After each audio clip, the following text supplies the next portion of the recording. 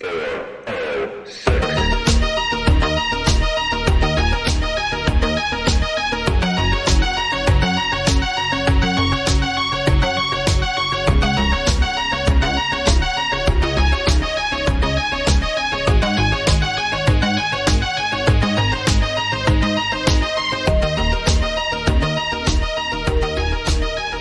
Good evening, ladies and gentlemen. My name is Chewie, and this is the 411 406. Hope everybody is doing well. It's been quite a while since I have come to you on my own. Pip and I, if you've been listening to the feed, Pip and I have gone through the last several episodes of the podcast here, episodes, I believe it's maybe 47, 48, and 49 have been in-depth conversations about the Star Wars sequel trilogy. So we started out with The Force Awakens, and then we went into The Last Jedi, and we finished up that discussion with The Rise of Skywalker. Those were absolutely amazing discussions. I had so much fun really kind of diving in and talking in depth about those three movies. We really did have an awesome time. If you are a Star Wars fan and you haven't listened to those yet, I would urge you to go back into the archives and take a peek at them because Pip and I had an awesome time doing that, and those were some really fun discussions. Coming to you this evening just as a solo act. Pip and I are working towards finding a time when we can get together and record again. It probably won't be next week. It will probably be the following week. But I wanted to kind of get on tonight and just kind of chat for a few minutes. This podcast started over a year ago now. And if you recall, if you go back to listen to some of those original episodes, that was right at the beginning of the pandemic. It was, in the state of Ohio, I think at the time we had 12 cases, 15 total. So that just kind of goes to show you how long ago that was. I believe at the highest, I believe the state of Ohio, we were up over 10,000 new cases a day of the coronavirus. And it was, I don't have to tell you what a shit show this last year and a half or 2 years has been, how scary it has been. It's just been kind of crazy. For all of you out there that had the virus, that got seriously sick, that lost somebody, please know that I'm praying for you, and I'm glad to hear. I think we are kind of on the tail end of this. The vaccines are available. I'm not going to get into kind of the how they've been so politicized. This entire virus and our response to it has been incredibly politicized. Masks, whether you should wear them or not, has been politicized. But again, my point is that we're nearing the end, hopefully, knock on wood, of this pandemic. If you're like me, your life has pretty much returned to normal or is getting there. I am in the process of returning to work full-time or close to full-time. My new normal is going to be 3 days in the office and 2 from home. I know that there are quite a few businesses out there where they can have made it so that their employees will be able to continue to work from home indefinitely. I happen to work for a company that has really been pushing for us to get back into the office. And so so they have made some pretty massive concessions again for our company to allow us to be home 3 days a week and I'm sorry, in the office 3 days and then home 2 days. I know, like I said, I know that there are some companies that have like sent people home literally forever and said, hey, you're never coming back. And then I know on the other side of the spectrum, there have been people that have really, really nothing changed. They have been in their office or in their, doing their jobs at their workplace pretty much the entire time. I wanted to just kind of chat for a few minutes about my personal coronavirus story, COVID story. I did an episode, and I apologize. I don't have the episode number in front of me, but it was called something like "COVID Comes Home," sort of, or something to that effect. That was back in December of last year, of December of 2020. My oldest son, had to quarantine at the time because he was playing basketball with on his school basketball team, and the kid that he was guarding tested positive after the game, and because of that, my son had to then quarantine. We got him tested, he was negative, blah blah blah, didn't matter, still had to quarantine. Well, fast forward several months. Again, I personally didn't want to get the vaccination for a variety of reasons, and again, I'm not really going to go into it. Part of it was I wasn't quite sure, and I'm still not. I wasn't quite sure that they were safe. In terms of the long term, we don't know what long-term ramifications are going to be and those kind of things.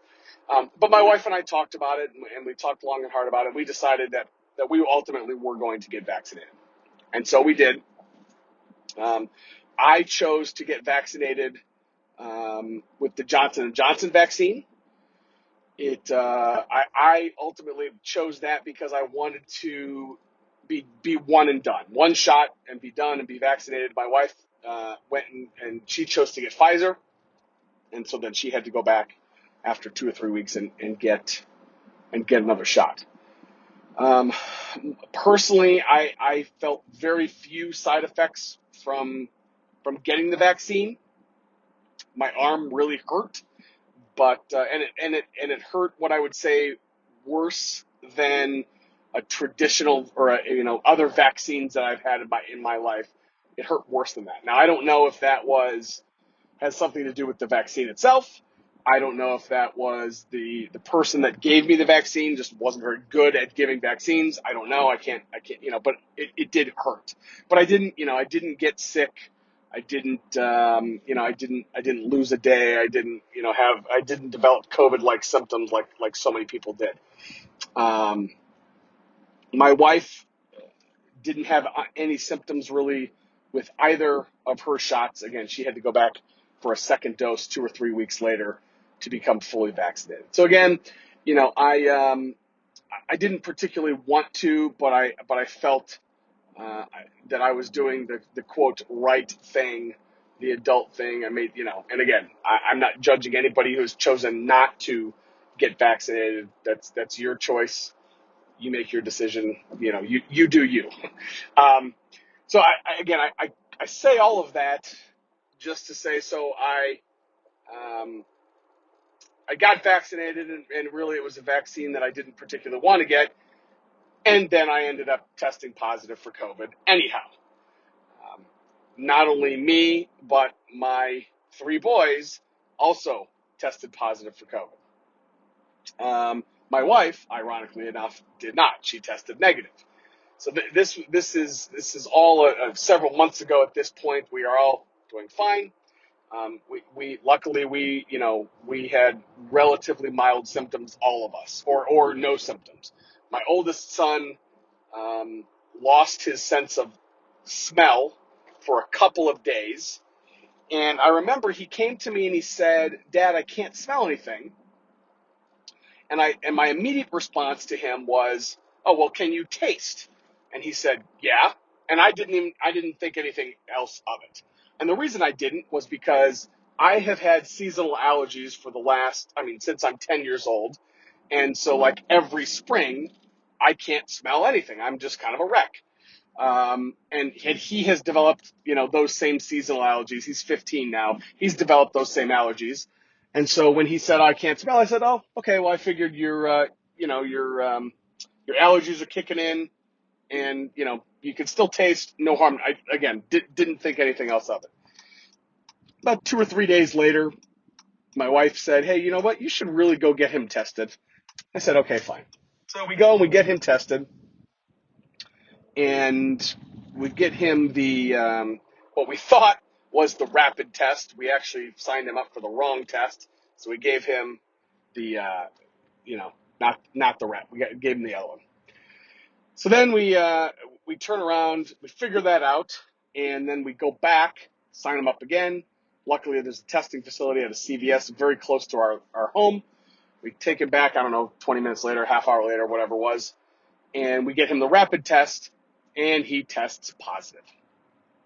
Well, shit. So now we have to get everybody else in the family tested, right? Because we're now living with somebody who has tested positive. So in the before we found out that he was positive, I had dropped my middle son had gone off to a baseball game with another family. So he was at a baseball tournament or a baseball game about 45 minutes away. As soon as I found out that he had his older brother had tested positive, I called his baseball coach. I said, Coach, you have to pull him off the field. Please do not let him play. His older brother just tested positive. I'm going to come get him. So I go and I get my test. Boom, sure enough, I test positive. And my other two boys, my youngest boy tested positive as well. So I get in the car, spend 45 minutes or an hour to go pick up the older guy, or the middle guy, sorry, I'm getting everybody mixed up. While I'm on the way, I call and I make an appointment up where he was, to get him tested. We get him a rapid test. By the time we get home, 45 minutes later, we found out that he's positive wife. So again, we've got all three boys positive, and myself and my wife is negative. Again, I told you that my oldest boy lost his sense of smell, which again was kind of the impetus for anybody getting tested at all. That was really about the only symptom that any of the boys had. My younger two boys never had a single symptom, no loss of smell, no cough, nothing. And again, my older guy, he lost his smell for a couple days, and he was tired for a couple days, and that was about it.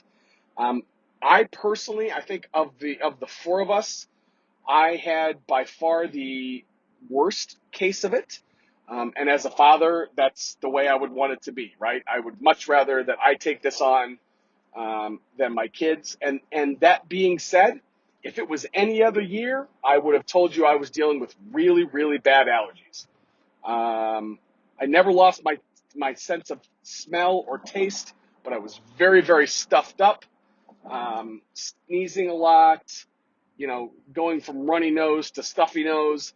Again, very typical allergy symptoms that I get every year since I'm 10 years old. And again, if it were any other year, I would have told you I was dealing with a sinus infection brought on by allergies. The ironic thing is, not ironic, that's probably the wrong word. I don't know that if my oldest boy didn't test positive, I don't know that I ever would have gone to get tested. And I'm just being honest. But that is, I think, part of why this particular virus has caused what it has caused, this pandemic, right? Because some of the symptoms are either so mild that you don't think it's you, or you don't think you have it. And then there's also people that have it, like my youngest two boys, that, who knows how long they had it. And who knows, how many people they came in contact with, and potentially passed it along prior to getting tested and going into quarantine. So Of course, we made so many phone calls and try to kind of went back and retraced our steps and said, okay, who did we talk to and who did we see and this, that, and the other thing. And we really did make a ton of phone calls. We went out of our way to really notify anybody and everybody that we had potentially had any sort of contact with. Luckily for the boys, it was relatively small. I had actually gone to work about 2 or 3 days prior to this. Luckily, I was in contact with very few people in my office. I went, again, I think I've talked in previous episodes. When I go down to the office, I essentially go downtown and shut my office door and have the same Zoom calls that I would if I was at home. So, my contact was very small, very slight with a very few number of people. Again, I mentioned the allergies and feeling sick and stuffy and those kind of things. The only other symptom that I had was I had 2 or 3 days where I was just absolutely exhausted. I mean, like, had to take a nap in the afternoon for 2 or 3 hours exhausted, which if you know me is very, very rare. I am a night owl. I stay up late. I get up early. I just don't require a ton of sleep.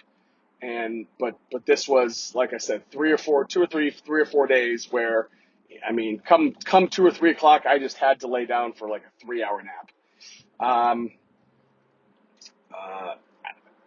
I realized that we were very, very lucky. I realized that there are other families and other people that had much more severe cases. Obviously, there have been, so many millions of people that have gotten this virus and have died from this virus. And, I realized that we are lucky. But again, I just kind of wanted to jump on and talk about kind of our COVID experience. So we went through our quarantine period. We actually got my wife tested again at the end of her quarantine period. She tested negative again. So again, I don't know if that means Pfizer works better than Johnson & Johnson. I don't know if she was just never exposed to it, but I can't imagine, living with all of us in the same home, I can't imagine she wasn't exposed to it. But again, I just don't know how this virus works. And I guess that's kind of part of the problem. They just don't know how it works. So, again, that's our story. Again, we are all fine. We're all back to normal.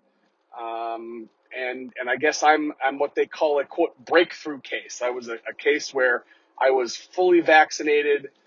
It was about 6 weeks after I was vaccinated, and then I got the virus. So, I'm not sure what that means. I don't know if I'm like superhuman now and can never get this shit ever again. But I don't know. I hope everybody is staying well, staying healthy, staying safe. I hope you are all kind of getting back to both normal. And thank you for listening. This is Chewie. This has been the 411 from 406. And I'll talk to you guys soon. Have a good afternoon. Bye-bye.